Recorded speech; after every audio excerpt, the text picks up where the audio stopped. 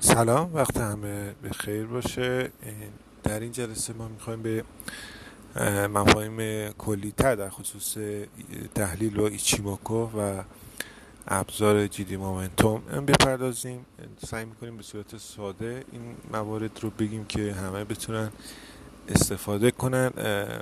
در خصوص اد کردن اندیکاتورها، خب ایچیموکو رونین رو داریم که در بخش اندیکاتورها هست ایچیموکو رونین. و ابزار دوم کافیه شما جی بنویسی و جی مومنتوم رو اد کنید. این دو تا چارت برای شما، این دو تا ابزار برای شما روی چارت اد میشه و نیاز به چیزی نداریم. خب همونجور که مومنتوم از اسمش پیداست، مومنتوم بازار رو نشون میده. وقتی که خط سبز ما قبلا هم توضیح دادم در ویدیوهای قبلی، وقتی بالا باشه آبی و قرمز با هم فاصله داشته باشن و روی خط صفر حرکت کنن، یعنی برآیند صعودی رو ما داریم و مومنتوم بازار مومنتوم خوبی هست. حالا میخوایم با این ابزار در تایم پایین تر هم استفاده کنیم، ببینیم که به چه شکلی هست. خب در تایم روزانه شما اگر که ببینید، شاید در نگاه اول بگین خب یک حرکت شارپی داشته قیمت، یک حرکت صعودی خوبی داشته و الان شاید داخل اشباع باشه، من اینجا چجوری ترید کنم؟ یعنی در تایم روزانه شاید موقعیت تریدینگ نبینیم و بگین خب مثلا بخوام استاپ بذارم و تیپی بذارم، اینا همخونی نداره. در واقع بهترین حالتی که ما میتونیم وارد پوزیشن بشیم در روند هست، یعنی به این صورت باشه قیمت. الان در تایم روزانه یک اصلاح رو داده قیمت، میبینید یک کندل به سمت پایین حرکت کرده، یک کندل نزولی هست، ولی از اونجایی که چیک و اسپن و تمام موارد دیگه کانال هست، نشون میده که ما در آینده بازار ما صعودی خواهد بود. پس با خیال راحت ما میتونیم در تایم های پایین تر مثل 30 دقیقه دنبال نقاط ورود باشیم. به چه شکلی؟ به این شکل که ما الان در تایم 30 دقیقه اگر که بازار رو بررسی کنیم، میبینیم که قیمت دقیقاً اومده زیر کومو و در این نقطه هست و ابزار جی مومنتوم هم که بررسی کنیم میبینیم که خط قرمز ما به زیر صفر اومده. پس اینجاها برای ترید خیلی مناسب نیست. کی باید وارد بشیم؟ خب اولین کاری که میکنیم، ما سطوحمون رو مشخص میکنیم. ما چی داریم؟ یک تیزی اسپن A داریم، تنکنسن داریم و یک روی هم قرار گرفتن اجزای ما. در خصوص اینها در ویدیوهای قبل من توضیح دادم. تنکنسن هست، اسپن A با شیفت 0 کیجنسن و اسپن B با شیفت 0 که در این اندیکاتور شما میتونید اینها رو اد کنید. این برای شیفت 0 هست، کاستوم پریود لاین 1 هم 52 بذارید و اد کنید. تمام اینها برای شما رو چارت نمایش میده. خب ما اینجا دو تا ناحیه داریم در تایم 30 دقیقه که اگر قیمت بتونه از اینها عبور کنه ما وارد ترید میشیم. خب الان در حال حاضر میبینیم که خط سیگنال قرمز ما زیر خط هست و فعلا اجازه ورود نداریم. میریم جلوتر تا ببینیم که آیا، دقت داشته باشین این سطحی که ما الان کشیدیم قیمت بهش پول بک نزده. قبلا گفتیم ما شرط ورود ما این هست که سطح پول بک ببینه، یعنی یک یا دو کندل به سمت سطح بیان و یک یا دو کندل برگردن و بعد شکست رخ بده که ما بتونیم وارد بشیم. خب در این حال بازار در تایم 30 دقیقه فعلا موقعیتی رو نداره و الان دیدگاه سیل به هیچ عنوان نداره. خب اینجا اولین کندل ما میاد عبور میکنه، ببینید پول بک نزده ولی این کندل میاد عبور میکنه، در بین این ناحیه قرار میگیره. فعلا اجازه ورود ما نداریم. خب دوباره قیمت میاد به زیر سطح، ببینید الان دیگه سطح ما پول بک دیده و فقط باید منتظر باشیم تا یک بریک مناسب اتفاق بیفته. خب ببینید بازار فعلا به زیر سطح هست، یعنی قیمت به زیر کم اومده و در تایم 30 دقیقه میبینیم که خط سیگنال هم به زیر خط صفر اومده. خب در تایم 15 دقیقه هم بازار رو چک میکنیم، میبینیم که هر دو تا خط به زیر سطح هستن. خب بازم میریم جلو و ببینیم که چی نصیب ما میشه. وقتی که خط قرمز سیگنال ما میاد بالای خط آبی قرار میگیره، این نشون میده که بازار ما هنوز موقعیت خرید برای ما تثبیت نشده. خط آبی باید خط سیگنال قرمز رو قطع کنه و بعد ما بتونیم ورودمون رو انجام بدیم. خب در اینجا میبینید خط قرمز و آبی از خط صفر میان بالای خط قرار میگیرن، ولی قرمز بالاتر آبی هست، نشون دهنده ضعف هست. باید آبی خط قرمز ما رو قطع کنه. خب در اینجا هست که دوتا روی هم قرار میگیرن و هنوز بازار ما رنجه، میبینید. خب در این نقطه هر دو روی هم قرار گرفتن و خط صفر ما رو قطع کردن، ولی همچنان خط قرمز ما بالاتر قرار داره. خب اینجا میاد دوباره برخورد میکنه به این سطح، ببینید دوباره برخورد میکنه، فعلا هیچ ورودی به ما نداره. اینجا خط آبی جدا میشه و میاد بالای خط قرمز. پس الان اگر که بازار بتونه این رو بشکنه، من میتونم ورود خوبی داشته باشم. خب الان کامل خط آبی جدا شد، اومد روی خط صفر من، ولی همچنان اون ناحیه مهمی که ما در تایم 30 دقیقه کشیده بودیم شکسته نشد. خب فعلا هنوز بازار به ما موقعیتی رو نداده، ولی کماکان میبینید که خط آبی بالاتر از خط قرمز هست. این نشون دهنده اینه که بازار کم کم میخواد وارد فاز صعودی بشه و بهتره حواسمون به شکست ها باشه. خط سبز هم که فاصله خوبی داره و این نشون دهنده که در تایم های بالاتر روند ما کلا صعودی هست، خیلی کار با این نداریم. اگر خط سبز هم به زیر خط صفر می اومد شرایط فرق میکرد و حتما باید صبر میکردیم تا یک فاصله امنی بین دو تا خط سیگنال ما بگیره که ما بتونیم وارد بشیم. الان شرایط کاملا مناسب است. ببینید خط آبی ما فاصله گرفته از خط قرمز، دوتایشون هم روی سطح صفر هستن و قیمت هم روی کومو هست. اینجا من میتونم وارد پوزیشن بشم برای گرفتن تا مثلا این سطح و استاپ زیر این سطح. خب میتونم این کار رو انجام بدم. استاپ من هنوز خورده نشده، استاپ من میاد زیر کومو دقیقا قرار میگه، جایی که فلت کیجنسن من هست. خب من میتونم اینجا وارد بشم.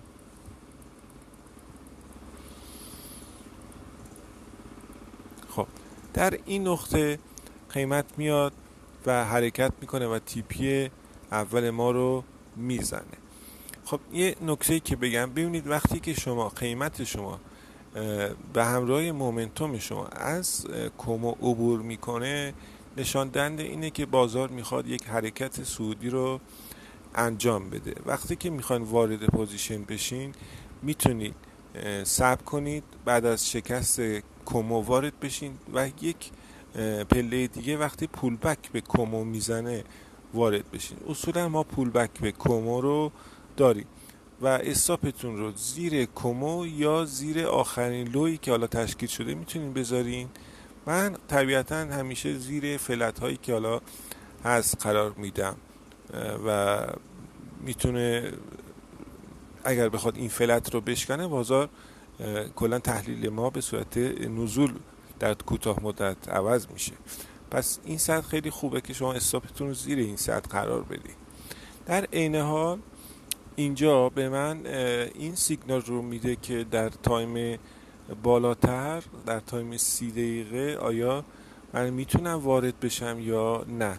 یک کندل دیگه میرم جلو و در این کندل من وارد پوزیشن هم میشم، پوزیشنی که میتونم با حجم بالاتری هم برم و اینجا تیپیم رو به صورت بلندتر قرار بدم، چرا که در بلند مدت روند من صعودی هست و در تایم 30 دقیقه من سطوحم رو رد کردم و شکسته شده. پس اینجا بهترین حالتی است که من میتونم با بیشترین حجمی که میشه اجازه دارم از لحاظ مدیریت سرمایه ورود انجام بدم و تمام مواردی که بهتون گفتم اینجا رعایت شده. تمام خطوط من بالای خط هستن و فاصله دارم با خط صفر و میتونم ادامه دار باشه این حرکت و دیگه همراه قیمت میریم. در اینجا هم دیگه تیپی ما رو میده. شما میتونید با این حالت که فاصله امنی بین قیمت با استاپ شما گرفت، استاپتون رو بیارید رو نقطه ورود و به صورت دستی میتونید تیپی رو مدیریت کنید. یعنی مادامی که شما تنکنسن شما توسط قیمت قطع نشده، میتونین حرکتتون رو ادامه دار یه خورده تیپی رو ببرین بالاتر و همراه قیمت برید.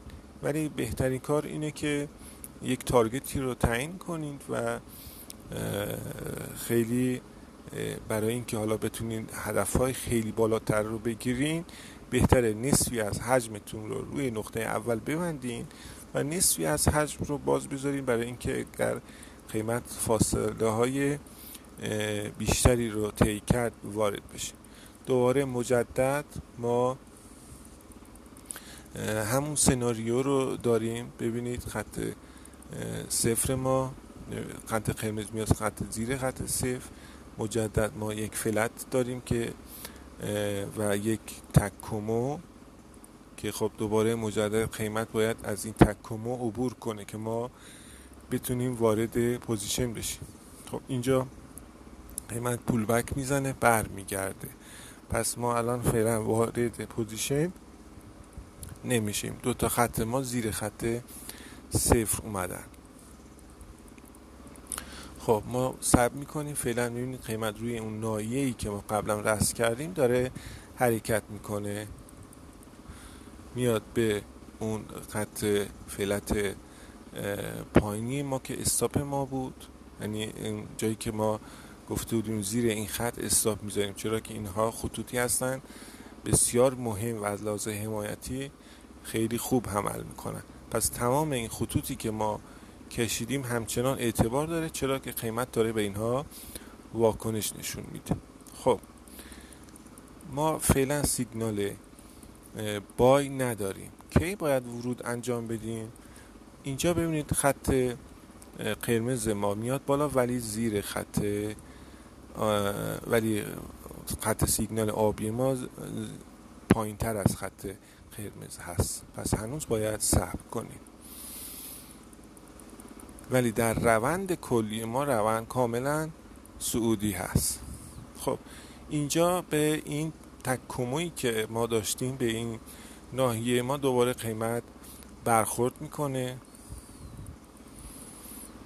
خب اینجا جدا میشه خط آبی و میتونیم که ما در این نقطه ورودمون رو انجام بدیم.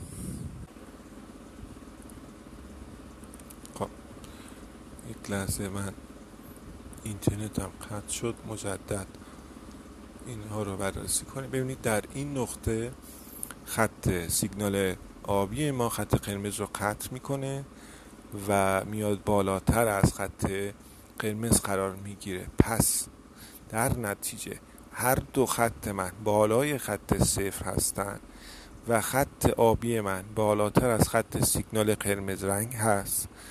مادامی که خط قرمز بالاتر از خط آبی باشه، برای ورود به پوزیشن بای اجازه نداریم و وقتی که این خط سیگنال ما میاد و خط سیگنال قرمز رو قطع میکنه، سیگنال بای صادر شده و با توجه به شکستی که رخ میده ما میتونیم ورود انجام بدیم. یعنی ما در اینجا شاید به دید کندلی یک شکست خوب نداریم، ولی شکست خوب به این معنی بود سطر پول بک ببینه، کندل به صورت فول بادی بیشتر از 50% از سطح عبور کنه. خب اینجا ما فقط اوپن کلوز داریم، 1 2 3 4 کندل بالای سطح اوپن کلوز کردن، ولی با توجه به این ما میفهمیم که خب این بریک صحیح هست و بریک صحیح میتونه ما رو تا اهداف بالاتر ببره. چرا که ما در تایم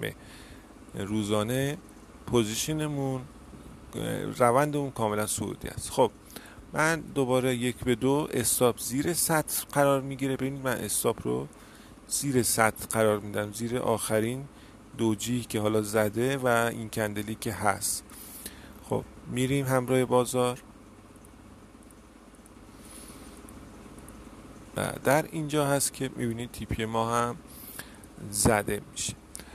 خب ما دیدیم به چه صورت ترید کردیم. برای اینکه بتونیم در روند ترید کنیم، این سری نکاتی بود که من باید خدمتتون عرض میکردم، چون دفعه پیش به صورت خیلی ساده تر گفتیم، ولی خب دوستان ممکنه که نتونن اون سطوح مهم رو پیدا کنن.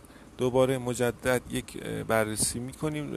به صورت خلاصه بگم، برای پیدا کردن سطوح شما وقتی که در تایم روزانه روندتون صعودی بود، در تایم های 30 دقیقه میبینید که بازار شما داره رنج میشه و داره میاد اصلاح کنه، سریعا برای خودتون اون فلت های همراستا یا تکموهایی که به وجود میاد رو رسم کنید و بعد با دقت بررسی کنید که پول بک ببینن، یعنی دفعه اول وارد نشین. با توجه به مومنتوم بازار میتونین بررسی کنید که آیا شکست شما مناسب هست یا خیر. پس ما اینجا یک تکمو داشتیم، برخورد اول پول بک میزنه برمیگرده، توسط این قیمت ما کار نداریم. وقتی که این پول بک میزنه برمیگرده، شرط ما رعایت شده، یعنی شرط اول ما که پول بک بود پاس شد و شرط دوم شکست هست که در این نقطه شکست رخ میده و میشه وارد شد. در خصوص این که آیا میشه زودتر هم وارد شد، بله، در مواقعی که به فرض اگر ما قیمت از کمو عبور کنه و بیاد بالای کمو قرار بگیره و اگر که مومنتوم ما هم همراهی کنه میتونیم وارد بشیم، چرا که در روندهای بلند مدت‌تر ما کاملا شرایط صعودی هست، میشه تا این سطح رو گرفت. یعنی وقتی که ما کموی نزولیمون میشکنه توسط قیمت. در خصوص اینجا هم دوباره دیدیم که ما دوباره یک ناحیه داشتیم. این تیزی اسپن ای رو هم حتما برای خودتون در نظر بگیرین. یک زون به ما میداد که پس از شکست این زون ما مجدد وارد میشدیم. ببینید دوباره پس از شکست کمو میشه وارد شد، ولی تارگتتون میاد تا همون سطحی که ما از قبل داشتیم. بهتره برای روندی که حالا میخوایم وارد پوزیشن بای بشیم، قیمت از کموی نزولی بره بالا که ما بتونیم وارد بشیم. ببینید قیمت بیاد کموی نزولی رو بشکنه و بالای کموی نزولی تثبیت بشه که ما بتونیم ورودمون رو انجام بدیم. پس در اینجا میشه در 2 مرحله وارد شد، به شرط اینکه مومنتوم هم همراهی کنه. یکی در این نقطه هست که میشه وارد شد، یعنی ما در این نقطه وارد بشیم با استاپ زیر کمو، تارگت تا ناحیه‌ای که قبلا پول بک دیده. مجدد بعد از شکست دوباره وارد شد برای بای، استاپ زیر این سطح، تیپی هم که حالا 1 به 2 میتونیم بذاریم. این روشی است که میتونید استفاده کنید، ولی با استفاده از این جدی مومنتوم شما میتونید خیلی راحت تر بریک های ولید رو پیدا کنید و وقتی که میبینید شرایط شما بازار به این صورت از خط قرمز شما بالاتر از خط آبی هست، یعنی بازار شما امکان اصلاح بیشتری رو داره.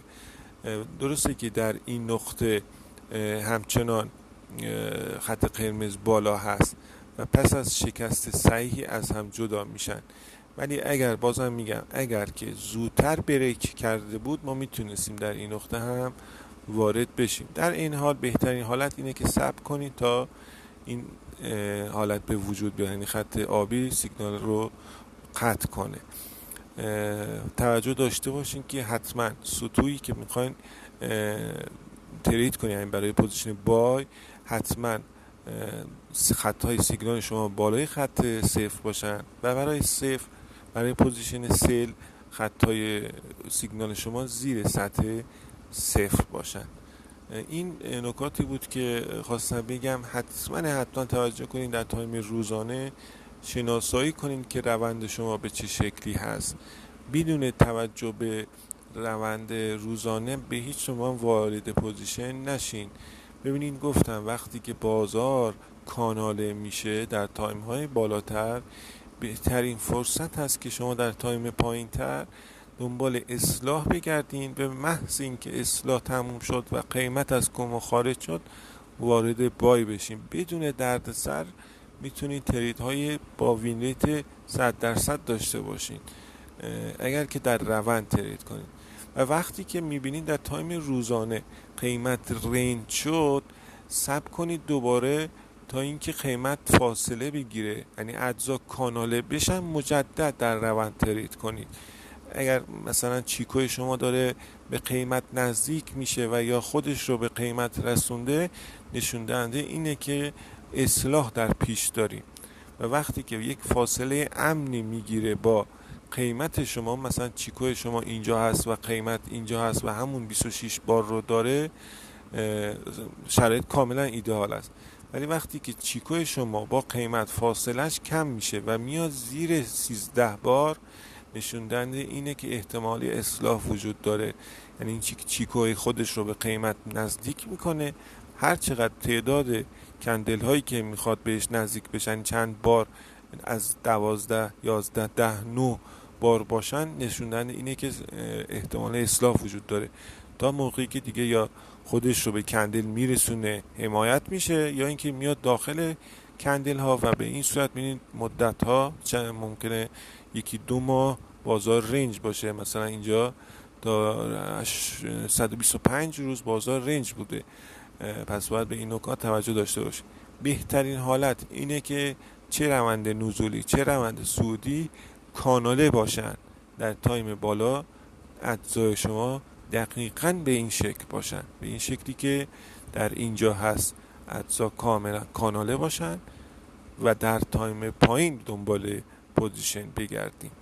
این بهترین وین ریت رو به شما میده. مطمئنا هر پراپی یا هر نوع حسابی به شما بدن به راحتی میتونین حساب رو رشد بدین، به خصوص برای کسانی که میخوان مدیر حساب بشن. حالا به شخص خودم مدیر حساب چند حساب هستم، دوستان با بالانس های مختلف اومدن، به هر حال یکی با ریسک بالا یکی با ریسک پایین. با توجه به اون که صاحب حساب چی میگه ما میایم ریسکمون رو تعیین میکنیم. ولی چون با حساب پراپ فرق میکنه و حساب شخصی هست، بهتره بیشترین احتیاط رو بکنید، چرا که هر چقدر که صاحب اکانت سود کنه تقریبا مثلا حالا با اون درصدی که با شما طی میکنه شما هم سود میکنید و وقتی که به حال ضرر بشه شما تریدهای زیاد داشته باشین به ضرر هر دو طرف هست. پس سعی کنید که هیچ عجله‌ای نیست برای اینکه بخواید موقعیت پیدا کنید. موقعیت هست، بهترین نقاط رو پیدا کنید و با خیال راحت وارد بشین. هیچ عجله‌ای برای ترید نداشته باشین. تریدهای زیاد باعث میشه حساب شما از دست بره. امیدوارم مفید واقع شده باشه. تا ویدیو بعدی شما رو به خدا میسپارم. خدایا رو نگهدارتون.